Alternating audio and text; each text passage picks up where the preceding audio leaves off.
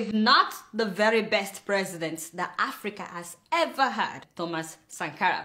May he so rest in peace. Sankara took over power at the age of 33 after a bloodless military coup. The first thing that Sankara did was to reduce the salaries of all the ministers and all public officials, including his own salary. He took away their luxurious cars, Mercedes-Benz at the time, and he made them drive regular cars. He himself was driving, what do you call this thing? Okay, that was what he was driving. Anyway, no more first class. All officials had to fly economy. Not a single special preference was left for these officials. He put an end to colonial taxes and embedded in his people to stand against colonial mentality. He took care of food, he took care of housing, he took care of health care for his people. At that time, several African countries were dealing with disease epidemics, but not in Burkina Faso because he provided vaccines for polio, measles, and meningitis. In 1 week alone, 2.5 million people were vaccinated. His government was the first African government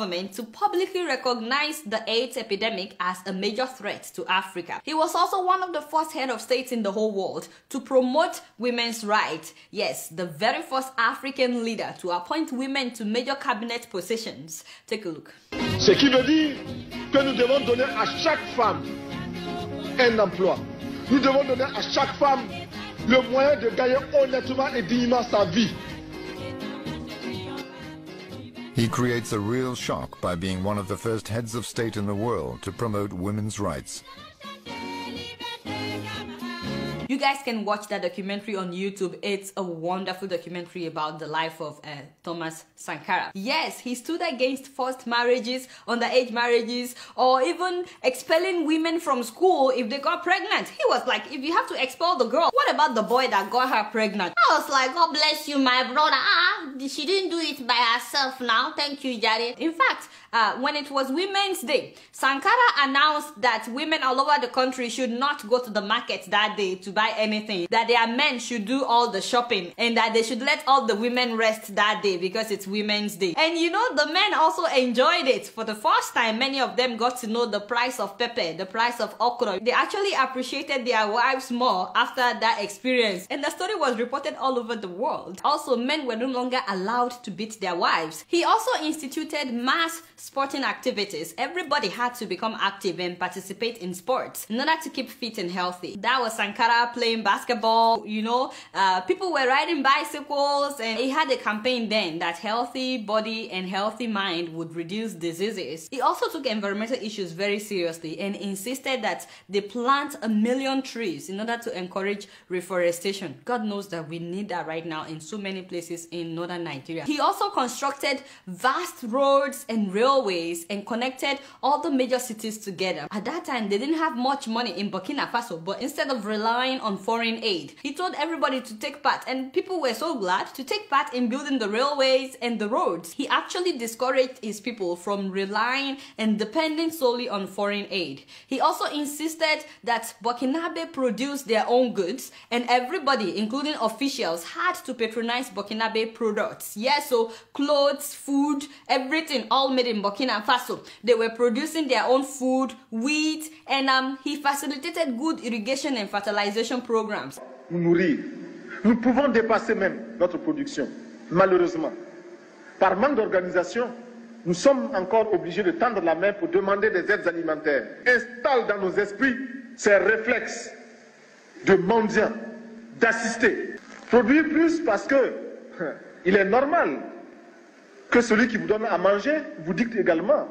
People started seeing made in Burkina Faso products just within 4 years that he was president. And in less than 4 years that he was in power, Burkina Faso, that used to be very poor, this same Burkina Faso became food self-sufficient. I'm telling you, it was a major revolution at that time. Corrupt officials were tried in court, and the funny thing was, no lawyer was allowed to represent them. So you had to prove yourself guilty or not guilty in front of everybody, and it was televised. So a lot of people were disgraced by this approach because they were not allowed to pay lawyers to represent or defend them. So many people criticize this approach though as a violation of human rights. Now, at the OAU summit that time, Sankara even challenged other African leaders to stop relying on the West or the East. Listen to him. Nous avons suffisamment de bras et nous avons un marché. immense, très vaste, du nord au sud, de l'est à l'ouest. Nous avons suffisamment de capacités intellectuelles pour créer, ou tout au moins prendre la technologie et la science partout où nous pourrons les trouver. Produire en Afrique, transformer en Afrique et consommer en Afrique. Produisons ce dont nous avons besoin et consommons ce que nous produisons au lieu d'importer. Le Burkina Faso est venu vous exposer ici la cotonnade produite au Burkina Faso, tissée au Burkina Faso, cousue au Burkina Faso pour habiller les Burkinabés. Ma délégation et moi-même, nous sommes habillés par nos tisserands, nos paysans. Il n'y a pas un seul fil qui vienne de l'Europe ou de l'Amérique.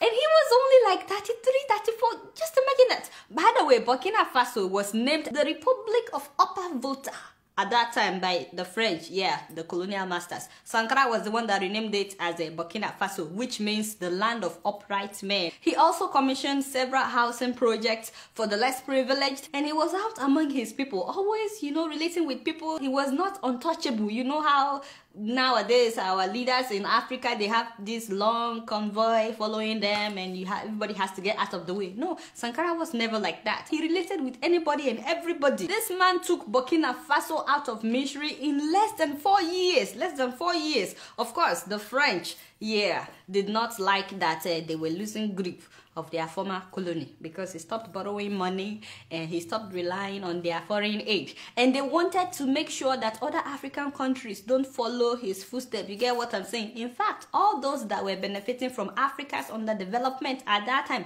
they were not happy to see Burkina Faso rising, becoming self-dependent. So guess what they did? They sponsored his very best friend from childhood to overthrow him. I'm talking about Blaise Compaoré, the same man that has ruled Burkina Faso for the last 27 years. So on October 15th, 1987, Sankara was killed by Compaoré's armed men. How ironic that Blaise himself was overthrown in the month of October. Just imagine what a coincidence. Compaoré's men killed Sankara and 12 other officials with a shower of bullets that dismembered Sankara's body completely. So they hurried and buried him in an unmarked grave, like a goat. There was no ceremony for Sankara's burial. They treated him like an animal. His wife and 2 children had to flee the country, and Compaoré immediately reversed nearly all of Sankara's policies. He was never repentant, by the way. He actually pretended that he was not the one behind the whole thing. The only thing he said was that,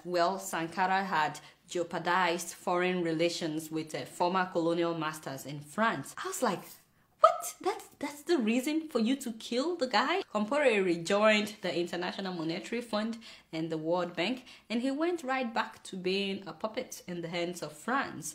And once again, what would have led to true self-dependency and freedom in Africa was quenched by this man. The question is, would we learn a lesson from Burkina Faso? I mean, all the African countries where corruption is being celebrated today, can we learn from the Burkinabés? All the countries that have dictators in power, when will you guys have your own revolution? But as much as I admire Thomas Sankara, the man whose legacy will never die, it actually reminds me of the fact that in Africa, we kill those we should celebrate, and we celebrate those we should get rid of.